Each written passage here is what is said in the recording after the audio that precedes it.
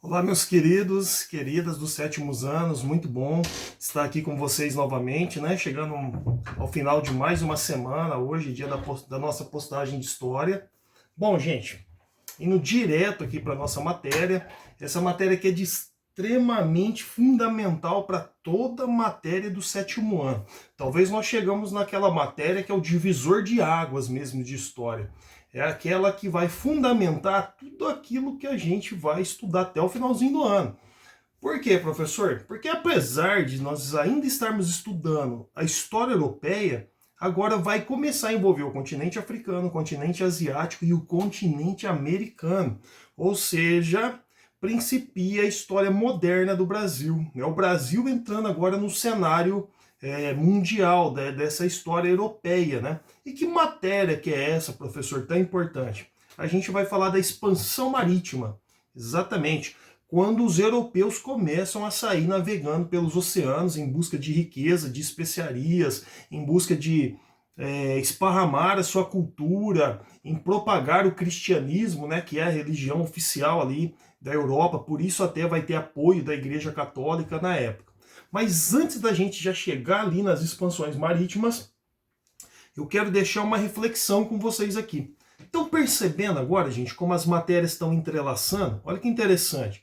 Nós vimos aí nas matérias anteriores o renascimento, o homem agora que valoriza a si mesmo, o antropocentrismo, o homem como centro de tudo, o humanismo, aquela obra perfeita de Deus. Isso vai ter influência na revolução nas artes, isso vai ter uma influência na revolução na ciência. Viu como a ciência volta, né? Por que ela renasce? Eles voltam a se inspirar lá na Antiguidade Clássica, em Grécia, em Roma, que valorizavam também a razão, o racionalismo, a ciência e o empirismo. O que é isso, Clebinho? O empirismo. Se provar as coisas, né? Se não só simplesmente ficar no campo das teorias, mas aprofundar as fórmulas, aprofundar o conhecimento, se provar aquilo que se pensa, o funcionamento da natureza e da relação do homem com a natureza. E justamente essa mudança de pensamento observa que as ciências elas vão ser fundamentais na expansão marítima, né? Aquele homem da Idade Média que se baseava mais na religião, mais temeroso, lembrando, sempre falei, tinha ciência lá também, só não era tão dedicado e focado a ciência como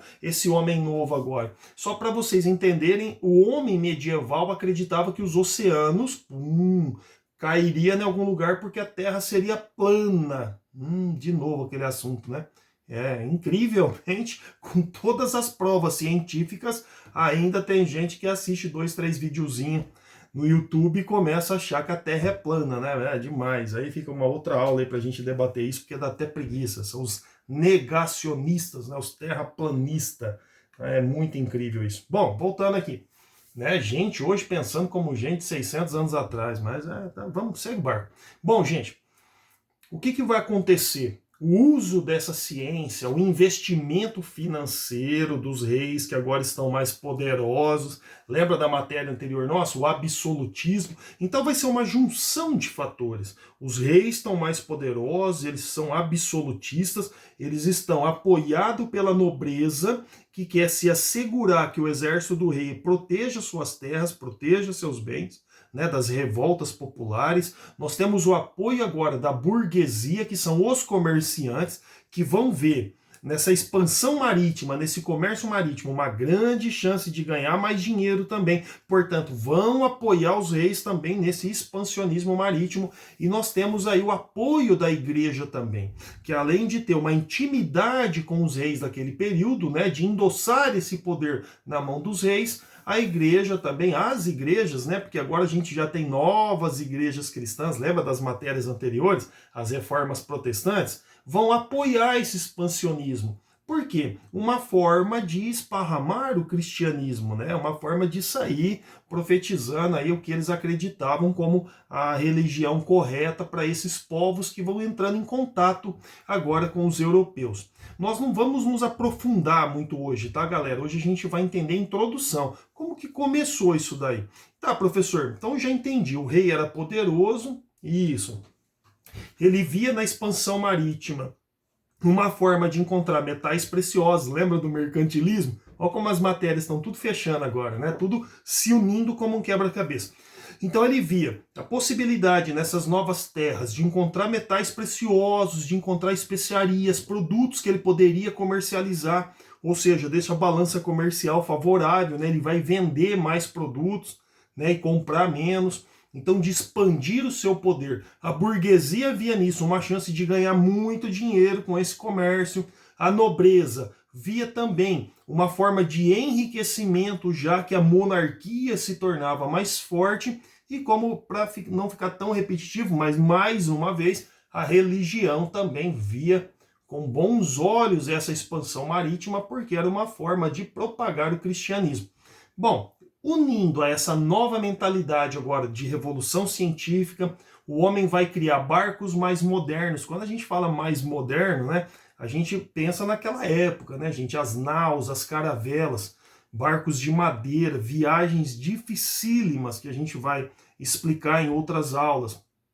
Só dando um spoiler aqui para vocês, uma tripulação de 100, 150 marinheiros, por exemplo, que iam numa viagem dessa em busca de especiarias, de novas terras, voltava-se muito poucas pessoas vivas, às vezes até menos que a metade. Por isso que era até uma prática se pagar uma parte do salário deles, às vezes antes de subir no navio para deixar para a família, porque não era certeza da volta. O mar muito agitado, as tempestades, se perder com essas tempestades, já que não tinha GPS, né? Naquela época computador, era se guiado ali por instrumentos de navegação que vai ser criado justamente nesse período de efervescência, o astrolábio, a bússola. Então, por mais que eles investem na tecnologia, ainda era uma viagem muito arriscada, não tinha refrigeração, então eles levavam carne, essa carne apodrecia, às vezes faltava água doce, né? Então pouca fruta, pouco legume, então isso dava escorbuto, que é a falta de vitamina C, começava a sangrar, todas as gengivas ficarem anêmicos, não era uma viagem fácil. Tanto que as primeiras viagens, né, elas vão ter tanto medo que elas vão sempre contornar as costas dos continentes assim. Mas depois eles se lançam no mar mesmo, né, em busca aí desses novos territórios, que na verdade não são novos, né, já morava gente. Vai ser um episódio também muito triste da história, porque vai se morrer muita gente. Isso fica lá para a próxima aula. Professor, vamos lá. Qual foi o primeiro país que sai aí navegando? Esse pioneirismo, ou seja, a primeira ação de fazer isso, o professor destaca aqui para vocês um resumo na matéria que eu vou enviar para vocês, foi Portugal. Mas por que Portugal, professor? Por que não um outro país, né? Portugal tinha características que fizeram com que ele fosse o pioneiro. Primeiro, posição geográfica. Vamos recorrer aqui ao pequeno globinho do professor Klebin. Ó. Portugal é essa pontinha aqui, amarelinha, que talvez nem dá para vocês verem. E esse rosinha maior aqui, ó, Espanha. Tá vendo que interessante a posição geográfica? Tá de frente para o Oceano Atlântico, tá de frente para o Mar Mediterrâneo, né? Bem aqui ligada à Europa, né? Facinho de contornar a África, ó, tá vendo? Contornar a África para chegar aqui nas Índias, onde era riquíssimo em especiarias, um grande comércio, né? Então tudo isso, ó, indo reto, vai parar aqui na América Central, descendo um pouquinho, cai aqui no Brasil, América do Sul. Então todos esses fatores vai fazer com que Portugal, né, tenha facilidade de sair navegando, tanto que ele vai ser seguido por Espanha. Rapidinho a Espanha falou, legal esse negócio aí, né, de sair aí navegando pelo mundo.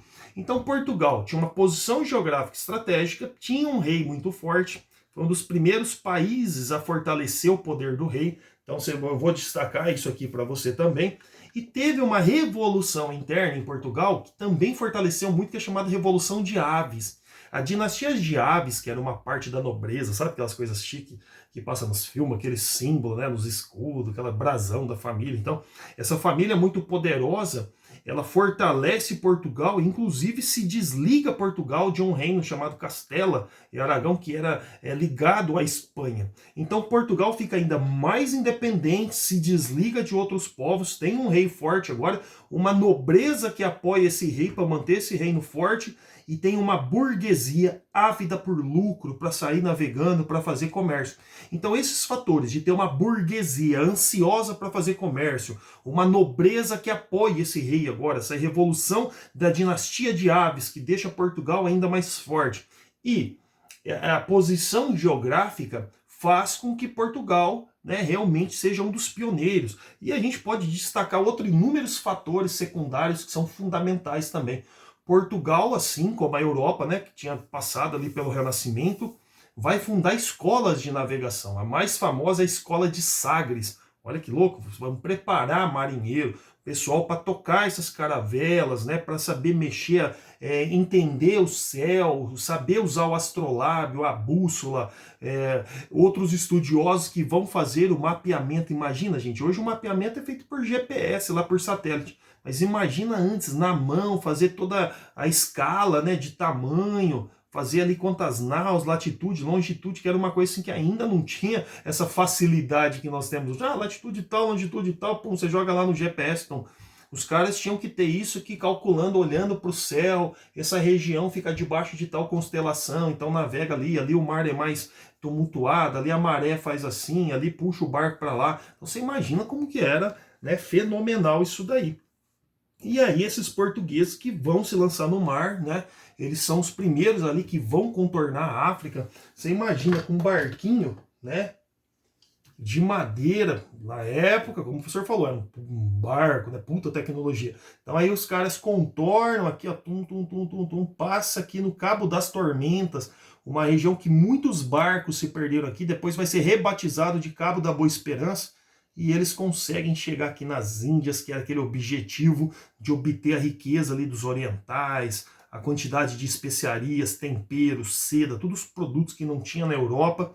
Só que, só para vocês terem uma noção, gente, essas viagens aqui duravam meses, até ano, tá? Para retornar aqui. Então, quando se conseguia retornar esses produtos estavam hipervalorizados. Você conseguia fazer um comércio assim, muito, muito forte, muito lucrativo. Então isso aqui é o princípio da nossa introdução, como começou essas navegações, tá? Nas próximas aulas a gente vai falar as principais rotas, né? Esses outros povos que vão sair navegando, e aí vem uma parte importante ao mesmo tempo chocante, a palavra chocante, né? Da história recente, né, dos últimos séculos, da história moderna, o choque cultural entre esses europeus e os nativos que viviam, né, nessas terras. Aqui vão ser chamados de índios, né, em outros lugares do mundo com outros nomes, mas aqui na América se convencionou chamar de indígenas, e aí depois o professor vai explicar por quê, de onde vem esses termos e tal. Mas o triste é saber que essa ganância, essa busca por terra, essa busca por riqueza, também vai gerar um genocídio desses povos nativos aqui, de um episódio muito triste, muito violento da história da humanidade, inclusive dá início, né, à história moderna do Brasil, como o professor falou para vocês. Gente, obrigado para quem assistiu até aqui o vídeo, tá? Espero que vocês tenham entendido. Tem um resumão aqui para dar uma força para vocês. Depois vem as atividades aqui, são 5 atividades que a gente fez, que a gente preparou com muito carinho para você. E vocês que estão mandando as atividades, muito obrigado, me sinto super com muito carinho pela minha matéria, quando eu recebo suas fotinhas, quando eu vejo o capricho com que vocês fazem atividade, a gente se sente muito acolhido, satisfaz muito a gente, né, o trabalho nosso. Obrigado, beijão, até a próxima aula, espero vocês. Tchau, gente.